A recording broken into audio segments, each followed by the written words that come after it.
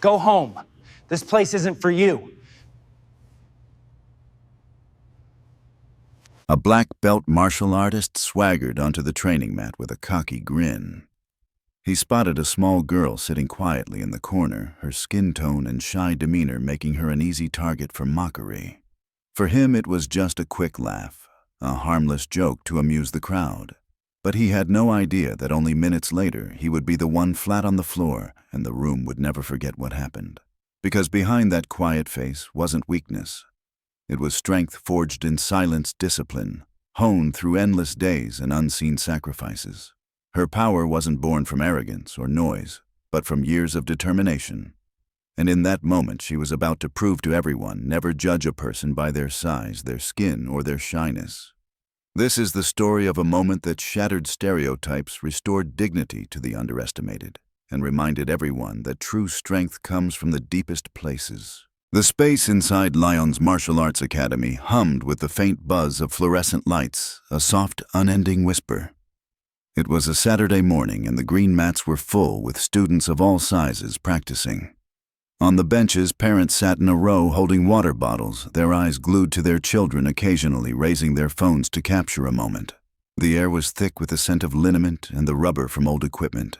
At the far end of the mat, behind a worn-out rack of gloves, a girl of about 10 with dark skin sat quietly. Her skin was a natural brown. Her tightly curled hair was simply braided, and her eyes held a profound stillness, calm like an underground stream. Her name was Ara.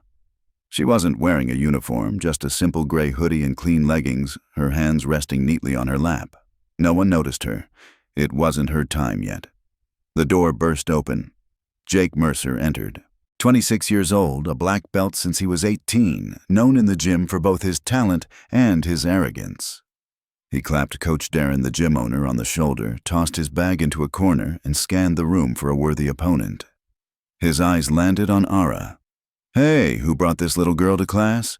Jake shouted, his tone half joking, half contemptuous. A few parents offered strained smiles. A couple of boys giggled. Coach Darren just frowned slightly but stayed silent. He knew Jake had to fall on his face to learn his lesson. Jake strode over his tall frame, casting a shadow over the girl. "Hey kid, are you here to train or just mooch off the Wi-Fi?" Ara looked up, blinked once, then looked back down. This silence Jake mistook for shyness. He sneered. "All right, for fun. One light round, I'll go easy." The challenge caused a ripple of whispers through the room. Coach Darren hesitated. "Jake, don't take it too far." But Jake insisted. "It's just for fun, Coach." And that word, fun, brought a sudden quiet to the room. Ara stood up. Not quickly, not defiantly, just calmly walked to the center of the mat. Her bare feet met the surface, each step firm, as if she had been doing this for a long time. Jake smirked. "All right, princess, show me what you got." In the stands, an elderly man in an old military uniform, who had been silent until now, looked up. He didn't smile or applaud, just watched the girl intently, as if seeing a familiar face from the past. In his wrinkled hand, a faded piece of cloth was visible, a Navy SEAL's insignia. Below it, an old photograph showed a woman in a combat uniform, smiling with a braided-haired child on her shoulder. The eyes in the photo and Ara's eyes were identical. The whistle blew. The match began. Jake lunged forward, throwing a casual jab a-feeler. Ara didn't move. He threw a second punch faster, and she remained still. He laughed. "You could at least blink, kid." Another lazy front kick. But this time, Ara shifted her weight slightly, evaded smoothly, and in a flash was behind her opponent. Jake's smile vanished. He spun around, throwing a real punch. But Ara's arm simply brushed it away at the perfect angle, as if she had done it 1,000 times. The room fell silent. A few parents leaned in for a closer look. Jake threw a low kick. Ara just shifted her weight, sidestepping it, and then lightly touched his exposed calf. It was a feather touch, but the message was clear. "I could take you down." His pride inflamed, Jake gritted his teeth. He feinted, then unexpectedly lunged with his true black belt speed. But Ara rotated her hips, lowered her center of gravity, and locked his wrist in a single breath. It wasn't brute force, just absolute precision.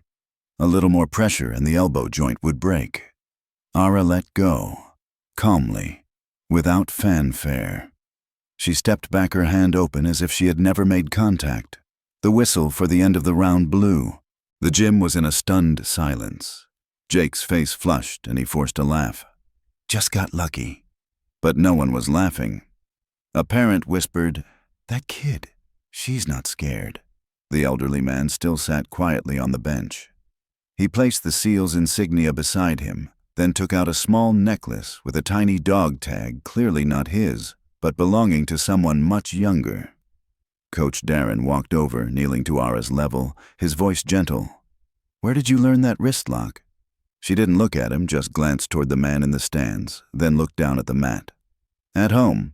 It was the first time Ara had spoken. It was brief, but it carried more weight than any of the blows thrown that morning. Class ended. Parents trickled out the door, but the whispers lingered. The kids kept looking back at the mat as if they had just witnessed something mystical. A few of them asked the coach, "Is that girl coming back?" Darren didn't answer right away. He just looked at that empty mat, lost in thought. Jake sat dazed in a corner, his black belt rolled up beside him like a bitter reminder. He didn't speak, just stared at his hands, the same hands that a small girl had just locked into helpless submission. Ara had changed back into her gray hoodie, sitting cross-legged near the water cooler, her eyes fixed on the scuffed floor tiles. Her face remained calm without a ripple of emotion, just as it had been during the match. But from a distance, the man in the faded military jacket watched. He was an older man with a tanned face and calloused hands, not just from age, but from decades of being forged in fire. On his right wrist was a crescent-shaped scar. On his forearm, hidden by a rolled-up sleeve, was a faint tattoo, not a military insignia but geographical coordinates, a remnant of distant battlefields. He slowly stood up, picked up the SEAL's insignia and the necklace with a small dog tag, and walked to the front desk. Coach Darren looked up, asking softly, "Are you her grandfather?" The man shook his head. "No, her uncle and guardian." His voice was low-clipped, without any bravado. Then he placed the folded insignia on the counter. Her mother was Valkyrie 6. That name made the air vibrate. Darren was startled. Valkyrie 6, a legendary female warrior from the rescue operation in Bram. He swallowed hard, his eyes wide. The man just nodded slightly. "Yes, her. I buried her." The words landed heavily, leaving a dense silence. Outside the window, a truck passed by, splashing gray rainwater. "She sent the girl to me." He continued, his voice choked but steady. "Told me not to train her, to give her a normal life." Darren sighed. "And yet you still—" The man nodded gently. "I kept my word for 8 years. But then the girl would remember repeating things I never taught her." At that moment, Ara suddenly stood up, as if sensing the adults were talking about her.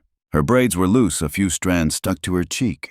She didn't walk over, just stood there, her hands in her hoodie pockets, waiting. Jake Mercer also got to his feet awkwardly, his pride torn between confusion and a bruised ego. He mumbled, "This girl, she's not normal." The man looked at him, not with anger, but with a heavy weight. "You're right, she's not normal." Jake frowned. "That lock, what technique was that?"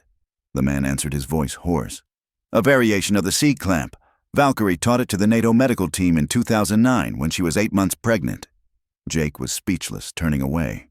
Darren turned back and asked quietly, "Does Ara want to train here?"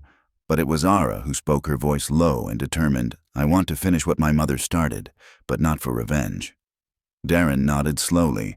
"Then here you'll be trained the right way." Ara didn't smile, just glanced at the SEAL's insignia on the counter, adjusted it so it was straight, then turned and walked back to the mat. The room was empty now, the noise gone, with only her light footsteps remaining. No music, no cheers, just the soft thud of bare feet on the foam and the rustle of her hoodie with every turn. Darren didn't offer a single word of praise. She didn't need it. From the glass window on the second floor, the man watched silently. He was known only by the simple name Mr. Hale on his emergency contacts. But in military circles, it was a whispered name associated with missions no one ever wrote about. He was a former commando, a scout, the kind of person who doesn't write memoirs, doesn't appear in souvenir photos, and never takes the stage for a speech. Now, his eyes still watched her every move intently, as if seeing the reflection of Valkyrie from all those years ago. 20 minutes later, Darren walked onto the mat. Let's try the 3-point evasion drill. Remember the steps? Ara nodded slightly. He lunged forward, not yet at maximum speed. She lowered her shoulder, glided past, and lightly touched his back with her palm. Good. Again. Darren sped up. Ara still glided, moving so fluidly she seemed to anticipate his strikes. But this time she stopped mid-move, keeping her distance. Darren frowned. Why did you hesitate? Ara replied. You're putting pressure on your left foot, but you're not fully committed. His eyes widened, not in anger, but in sheer astonishment. From the gallery, Hale's voice was low. The girl reads movement just like a sniper reads the wind. Darren looked up. Has she been in a combat zone? Hale shook his head. No, but she has witnessed it. Then he explained, Ara was 5 years old when her mother passed away. She didn't cry, she didn't scream. She just took the diary from the casket, sat under the flag, and read every page. Darren knelt down. What's in the diary? Ara answered. My mother wrote that violence isn't a legacy. Precision is. Restraint is. The moment of stillness before the charge is. Darren was silent. Your mother was a warrior, wasn't she? Ara looked him straight in the eye. She was the piece in the middle of a war. Outside the window, the rain started again, tapping a steady rhythm on the glass. Darren took a deep breath. You're not here to prove anything, are you? Ara shook her head. I'm here to make sure my mother's legacy isn't forgotten. People forget too quickly. From above, Hale sighed. She's not here to fight. She's here to remind everyone what true strength is. On Sunday, the gym was closed, but the door was unlocked. Darren walked in and saw the early morning sun streaming through the high windows. On the mat, Ara was already there, repeating her forms, each movement precise and unpretentious. Every strike stopped just short of its target. Every stance was solid, all radiating a sense of restraint and discipline. When Ara finished, Darren pointed to the corner where Jake's black bag was still forgotten. He used to say that black belt was his ticket to teach abroad. He was proud of surviving hundreds of fights, but your mother never mentioned her belt. I only knew she was Valkyrie 6 after she carried a boy out of a burning armored vehicle under heavy fire and walked for 2 miles to save his life. Ara didn't react, just walked over, unzipped the bag, and lightly touched the belt, feeling its weight. He won't be back, she said. Darren raised an eyebrow. You sure? Ara nodded. When someone has to see themselves reflected in someone smaller but sharper, the image they built crumbles. At that point, they either grow up or they disappear. And Jake, he's choosing to disappear. Darren sat down, letting out a wry laugh. You're only 10 years old, but you talk like a philosopher. Ara replied slowly. My mother wrote, a true warrior either grows from failure or vanishes in excuses. The door opened. Hale walked in with 2 small bags and a folder. He placed it on the counter. Inside were guardianship papers, a handwritten letter, and a photograph of Valkyrie 6 holding a child in a desert uniform, her braids flying. Darren whispered, She's not a prodigy, is she? Hale replied, No, she's a continuation. That night after the gym lights were turned off, Darren sat alone with the file. The first page was a guardianship transfer document signed by Commander Mara Kessler, Valkyrie 6. Beside it, a smudged red fingerprint from a burned hand. Then came the mission report with many sections redacted, the paper rough from the ink. Only one line was clearly visible. Operation Thornfire. Bramo, a rescue infiltration mission during an encirclement. The report closed with cold numbers: 8 sacrificed, 8 survived, 1 operator and 1 child. Right below, there was only one scrawled line in her handwriting. The girl doesn't need to know what I did. Just teach her how to breathe through the chaos. Coach Darren leaned back in his chair, his eyes stinging. On the desk, a wrinkled old photo was visible. The woman standing at an angle, next to a charred convoy, her hand on the head of a child with eyes identical to Ara's. In the distance, smoke still curled and a torn American flag hung on a bent pole. Darren carefully placed the photo down, then turned to the last page. It wasn't Mara Kessler's handwriting, but Hale's diary. He confessed, Ara isn't like Mara. She doesn't speak with a storm. She observes. I tried to keep her away from discipline. I locked up the mats, hid the dog tags, never spoke of the operations. But at age 7, she broke a door hinge just to calculate the angle of force. At 8, she adjusted her teacher's shoulder joint during a camping trip, saying the weight was off. At 9, she stopped a boy twice her size from hitting another kid not with violence, but with her stance. I asked her how she knew. She said, "Because when my mom stopped a fight, no one dared to move anymore." Darren closed the file, pressing his fingers to his temples, silent in the face of the distant thunder. The next morning, Ara came again. Without a word, she quietly walked in, took off her shoes, bowed to the mat, and began her warm-up. The other students watched, and this time there were no jeers, only curious whispers mixed with respect. Jake Mercer's empty space was like a missing shadow, leaving a heavy silence. Darren stepped onto the mat beside her. "Today we'll start with the basic stance, real principles, no flash, no shortcuts." Ara nodded and responded softly. "My mom told me she hated shortcuts the most." Then she lowered her body, each movement not just training, but a memory etched into her flesh and blood. Behind the front desk, the SEAL's insignia was now framed silently as if it had belonged there all along. Tenor. The rumors spread quickly, not loudly online, but through whispers, glances, and longer than usual nods. Ara was no longer the joke of the gym, but a presence, but not everyone accepted it.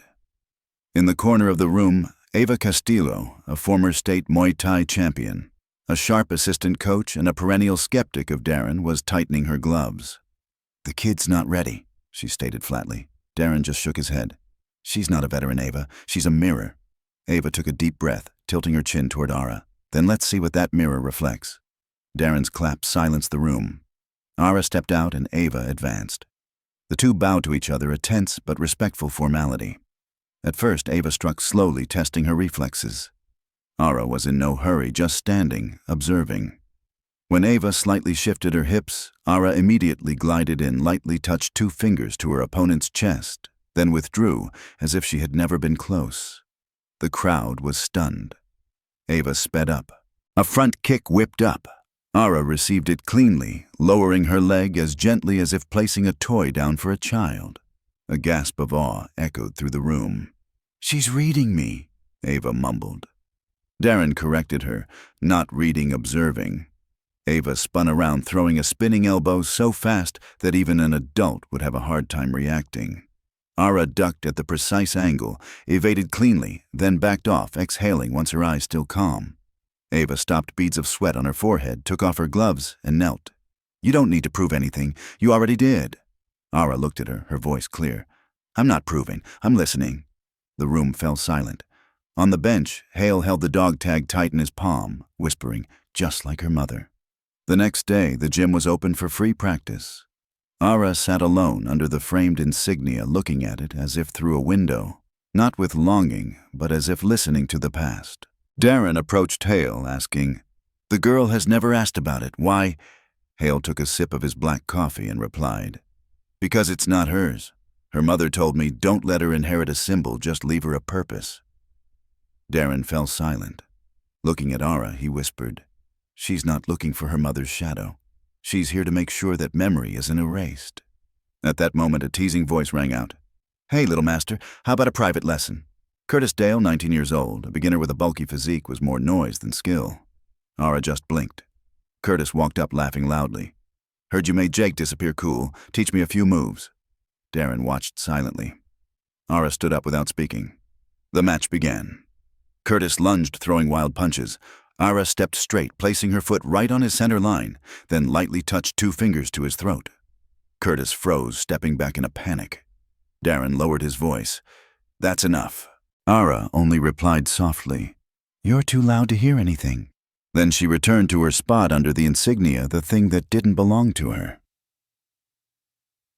On Friday, a storm arrived early. Rain lashed against the roof and thunder shook the windows.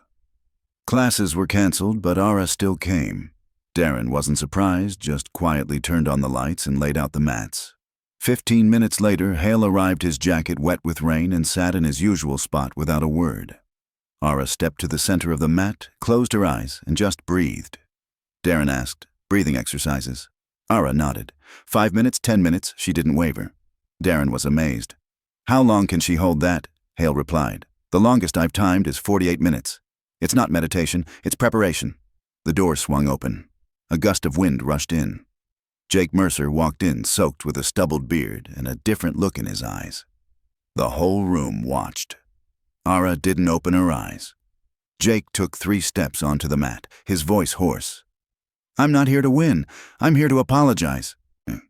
Jake stopped right at the edge of the mat where the white line served as a reminder respect begins here. He looked up, his voice dropping. "I saw a video. Someone recorded my spar with the kid and put it online." Darren tensed, afraid that Ara would be dragged into the gossip. But Jake shook his head. "The thing that made me think wasn't what they were saying about me, but what they were saying about her." He turned to Ara, his eyes showing the marks of the storm he had just weathered. "They said, 'You fight like someone who's been through real war.'" Ara opened her eyes. She replied simply, "I haven't, but I carry its breath." Her voice was calm, as if it were obvious. Jake slowly sat down on the mat, no longer arrogant or defeated, just listening.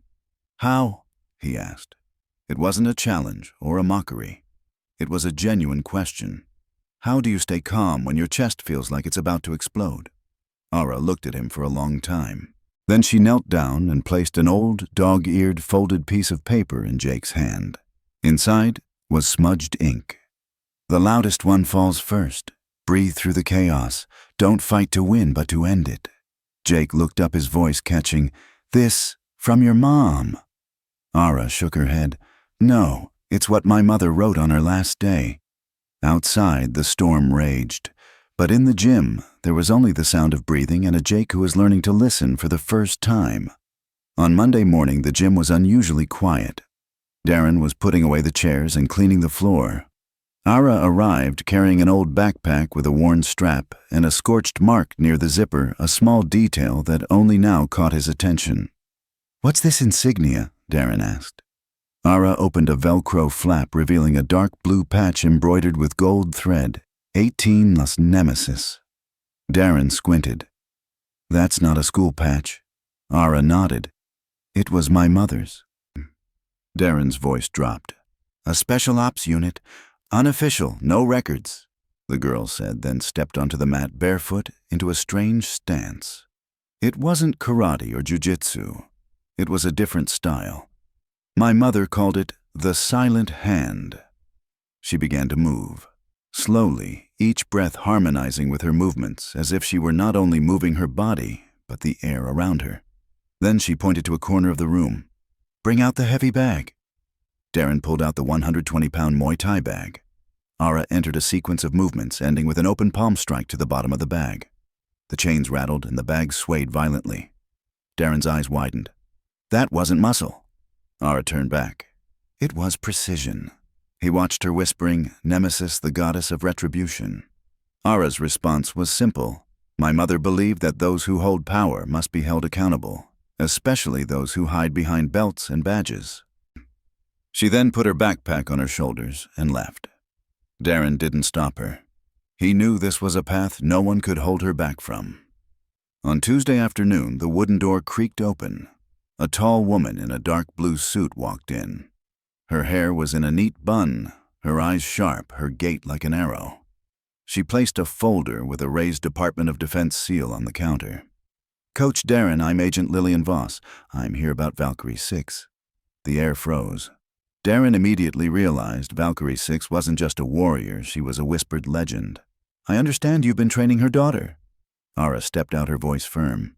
"You're here because of my mother." The agent nodded. "Yes, her enemies are still out there. The threats have never disappeared." Ara held her head high. "So I'm not training just to fight, but to survive." Voss lowered her voice. "Strength isn't just about strikes. It's patience, knowing when to disappear." Ara responded, "I don't intend to run." The setting sun cast a long shadow, and the room seemed to be imbued with Valkyrie's memory. Voss stood up. "This path will test you in ways you can't imagine, but if you continue, remember true strength lies in discipline and silence." The door closed. Ara took a deep breath. Darren placed a hand on her shoulder. "You're not alone." She looked up. "I never have been." Early in the morning, rain pattered and the windows were covered in condensation. Ara sat under the window, opening an old, leather-bound notebook that smelled of smoke and soil, a relic of her mother. She read aloud, her voice steady. The most fearsome warrior isn't the one who shouts the loudest, nor the one who hits the hardest, but the one who can find peace in chaos. Darren sat beside her, contemplative. Ara closed the notebook, her eyes bright. My mother believed that uncontrolled power is just destruction. Darren nodded, his voice low. And it's clear. You're learning more than just technique. Ara closed the diary, holding it gently as if afraid of breaking the fragile connection to the past. For a moment, the only sound in the room was the steady rhythm of rain on the roof, a backdrop to the stillness. But from a distance, the deep rumble of an engine grew louder. Ara's eyes lit up, her calm turning to alertness. She stood up, and Darren also turned to look toward the door. The door burst open and Hale walked in, his jacket soaked his face, showing the fatigue of countless unnamed battles. He quickly wiped rain from his forehead, his voice heavy. There's new intel. The old circles are stirring again. The forces her mother once led. Those ghosts are still alive. Ara pressed her lips together, closed the diary, and carefully put it in her backpack. Then we prepare. Her voice wasn't loud, but it was firm. Darren felt the weight of her words settle like a storm cloud, signaling that the coming test wasn't just about training, but about legacy and survival. He looked around the empty gym, the old mats worn, but as steadfast as their own spirits. This path will be difficult, he said softly.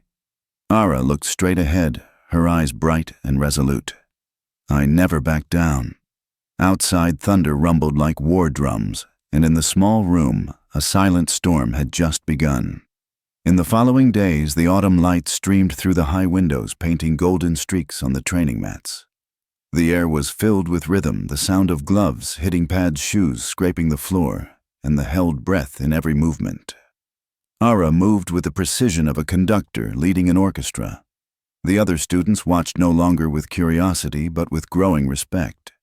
Darren observed, realizing this wasn't just physical growth, but a change in character. She carried a quiet authority that made even the arrogant wary. But he knew that true respect wasn't given. It had to be earned through challenge. On a sultry afternoon, with the sun casting long orange rays on the floor, Tommy, a 13-year-old impulsive, competitive boy, stepped forward. He wanted to test the rumors. Ara nodded, not at all flustered. The match began. Tommy lunged with clumsy but aggressive punches, trying to overwhelm her. Ara didn't counter with force, but with fluidity. She blocked, dodged, and spun lightly like water embracing a stone. When the opportunity arose, she just gently placed her fingers on Tommy's shoulder, a wordless signal. The match ended. The entire room went silent. Tommy was stunned, then nodded and looked down, his eyes lit with a new respect. As the afternoon waned, Ara sat alone by the window, the dying light on her face. Darren sat down beside her, his voice gentle. Not everyone understands the weight you carry, but those who do, they'll stand by you. Ara looked up, her eyes both calm and proud. I'm ready. The shadows stretched long on the floor, a reminder darkness comes only to make the light shine brighter. That night, the gym was silent. Ara was packing her things, each movement a ritual. The familiar air now held a hint of unease. As she turned off most of the lights, a faint knock came from the side door. In the quiet, the sound was like a knife cut. Ara gripped her backpack strap, walked over, and peered through the frosted glass. Outside, a figure in a soaking wet jacket stood motionless in the blurry light of the rain. She opened the door a crack, her voice firm. Who is it? The person looked up. It was Hale.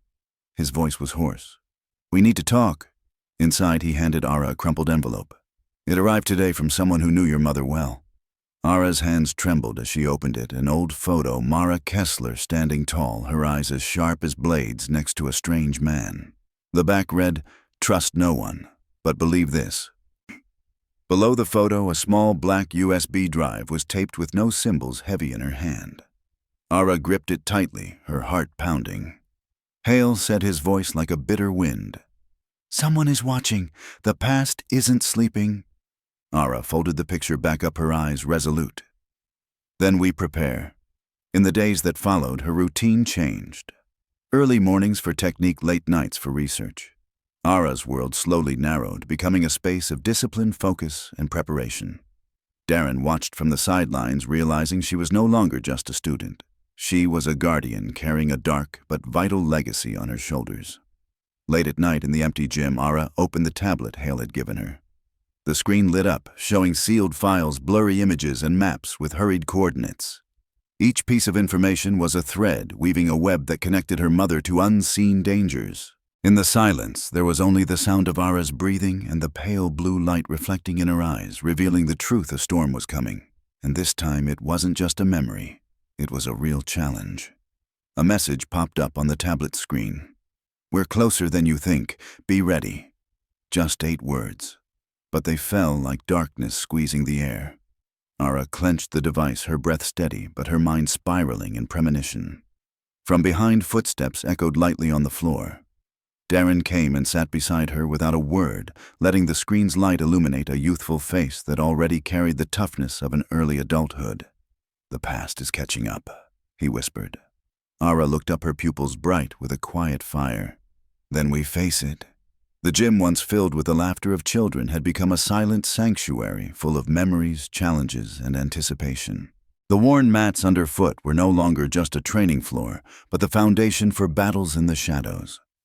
Outside, the city's lights flickered, bustling, unaware of the different storms silently brewing within these 4 walls.